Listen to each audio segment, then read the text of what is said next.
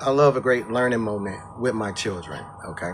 So I have a son that just turned 18. And I asked him, just randomly, he's playing his game. And in conversation, I asked him, hey, this is going to be your first time voting. What do you feel about it? Who are you going to vote for? So he thought about it for a quick second and he said, well, who do you think I should vote for? And I told him, hey, it really is your decision. What do you think? Which candidate, represents your values?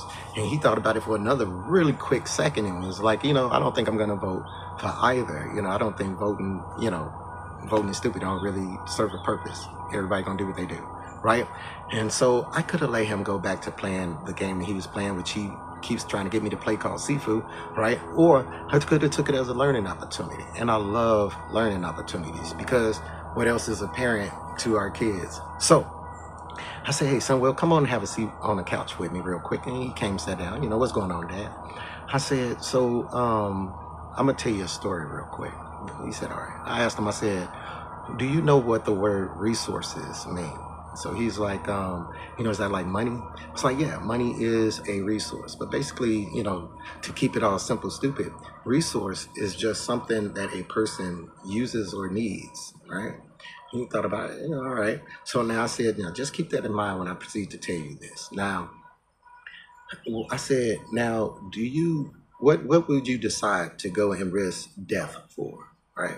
He said, well, my family. I was like, okay. I was like, is there anything else I'll say, is there any other activity or program or anything that you would risk your life for? And he said, no, he thought that was stupid. I said, all right. I said, well, would you go bungee jumping or skydiving or swim with the sharks or anything like that? And he said, nah, man, you finna do nothing crazy like that. I was like, all right. So I said, now, that's pretty much how we are as a people. Okay, we're not finna just go for willy-nilly, go and risk life and limb. All right.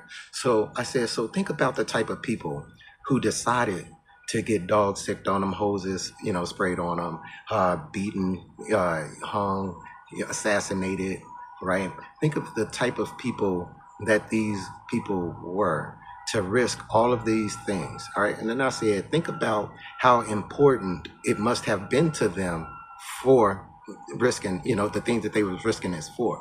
He thought about it for a second. I said, now they risked all of that for the ability to vote, right? And I said, okay, but what is voting? Okay, just like I said, resources. I said, now the Senate, the House of Representatives, and the president, they decide on where resources go.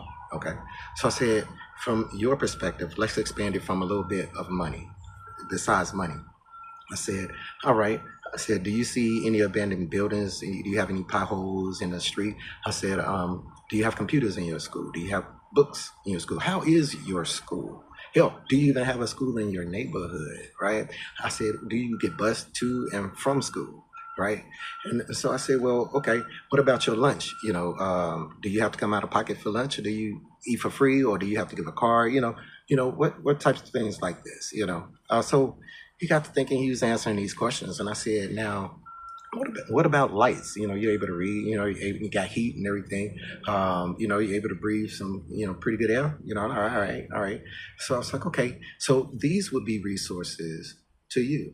These would be resources available for you at your scope. Okay.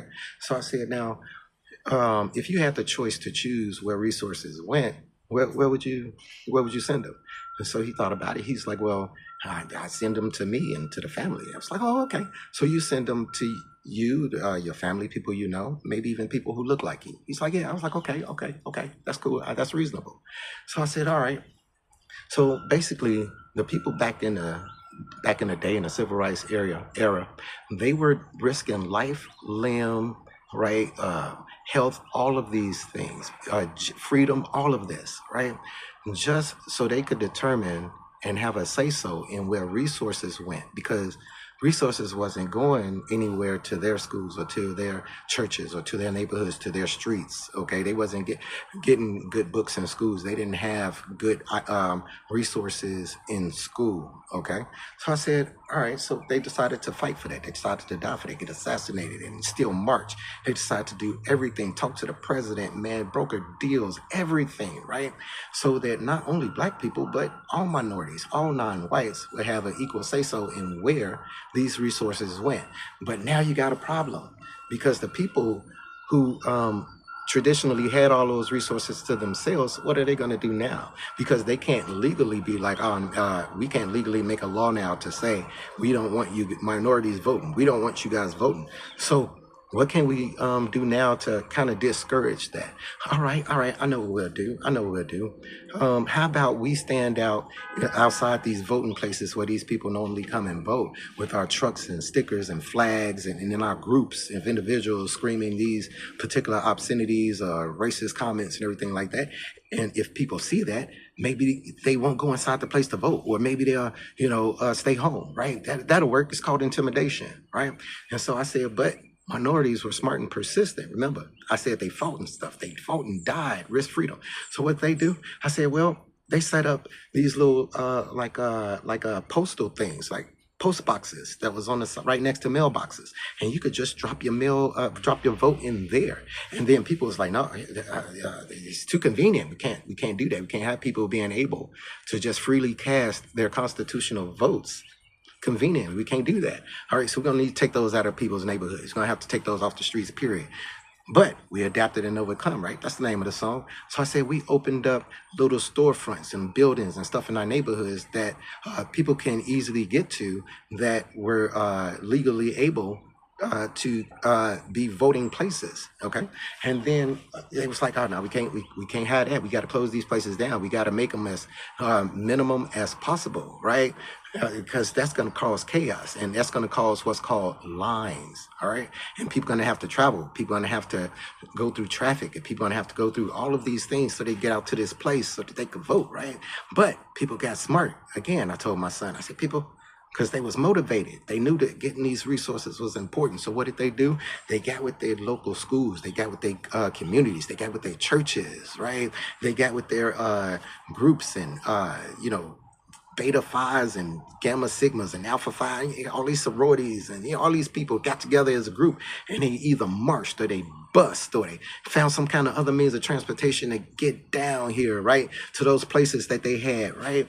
But again, you got those lines. And so people are like, hey, it's hot out here.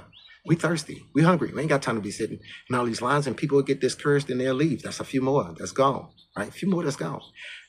But the people who stayed, the motivated individuals who stayed, right?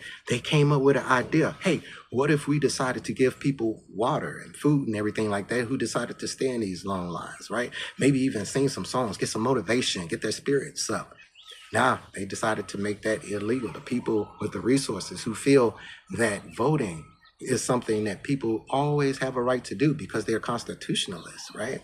They made that illegal, but you can't give water and everything. I said to my son, I said, what did that do? That makes people even more discouraged. And I said, IDs to vote, something that's constitutional. I asked my son, I said, how long did it take you to get your ID, right? And he was 18. It took him about a year and a half because of time and getting down there and schedules, all that kind of stuff, money. So now, and he's 18. So think about the elderly, right? People who've had the opportunity to vote all of their lives and been doing it, but now all of a sudden they have to not only get an ID, but they used to go right here to the mailbox. They can't go there. In which case they could go right down the street to the building. They can't do that anymore. They can't physically stand in these long lines. And even if they could, they might get a little thirsty and they can't get any water or anything like that. So I said, son, what is all this stuff doing? And he said, it's accumulating. I said, exactly. With each little bit that they take, is accumulating a growing population of people who they have legally made not vote. And so I said, it even gets better. I said, think about all of the videos, right, on social media that you've seen and all of the celebrities telling you that voting doesn't matter and, your vote doesn't count and Republican and Democrats are the same and all of these types of things, right? And even like you decided not to vote. Another accumulation of people that the people who are trying to legally not get us to vote is accomplishing. They're succeeding in this. One more person. And then I said, now think about it. If you didn't have me in your life to sit you down and talk to you about this, that ignorance would have continued. And a lot of people don't have this dynamic that you and me have. And that continues and spreads. And it's more and more on this island of Tanagra of people not voting. So never believe it.